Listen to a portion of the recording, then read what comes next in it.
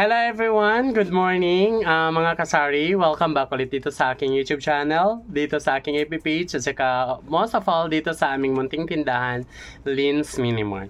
Okay, this would be my 4th official tip for this year. So I hope na makinig po kayo hanggang sa matapos kasi mag-share po ako ng konting ideas at saka konting knowledge pagdating sa pag-manage ng sari-sari store business or ng grocery stores. Okay, pag-usapan mo natin ngayon ay tungkol sa competition. Okay, so never stress yourself about competition. Bakit? Kasi maapektuhan yung negosyo mo. Huwag mong masyadong isipin, huwag mong masyadong damdamin, huwag mong masyadong bantayan yung inyong kapitindahan or kapitbahay na may tindahan, or huwag mong istressin yung sarili mo about competition. But instead, gawin mo itong tatlong bagay na to para makatulong sa'yo at saka sa iyong business. Naglalaro yung pusa ko, guys. First, focus on your growth. Focus on your growth as a person. Ibig sabihin, mag-focus ka na mag-enhance yung sarili mo, mag-develop yung sarili mo, mag-develop yung kakayahan mo as a business owner. Focus, read books, listen mo yung mga taong hinahangaan mo sa industrial. Like, for example, if you are a sari-sari store owner, watch mo yung mga videos or mga YouTube vlogs ng mga nagninegosyo ng halos same ng negosyo sa'yo para ma-inspired ka din. Focus on your developing yourself, of course, your knowledge as well, and then yung kakayahan mo.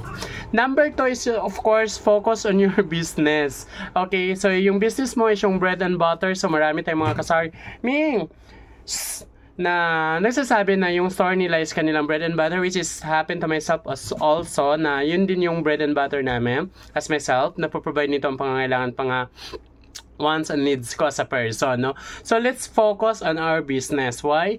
Without us focusing our business, kasi nakafocus tayo sa ating competitors, baka maapektuhan yung business mo at ikaw din magsasuffer bandang huli kasi nga hindi mo na masyadong nafofocusan yung negosyo mo. So dinadamdam mo lagi yung competitors mo. So instead of making your business profitable and manageable, nawala yung focus mo. So, that's number 2. And of course, guys, focus on your customers kasi without our customers, so wala tayong pag-usapang business sa ating sari-sari store. So, focus on paano mo makompleto yung item mo para ma-delight mo yung customers mo at the same time. Kung ano yung mga needs and services na store mo na pwede mong idagdag to cater more customers. O ibig sabihin nun, i-cater mo yung cash out meron. Saglit lang guys. To cater mo yung mga needs pa nila. Okay guys, until then, thank you so much. Please like and share and hit comment. Thank you. Bye-bye.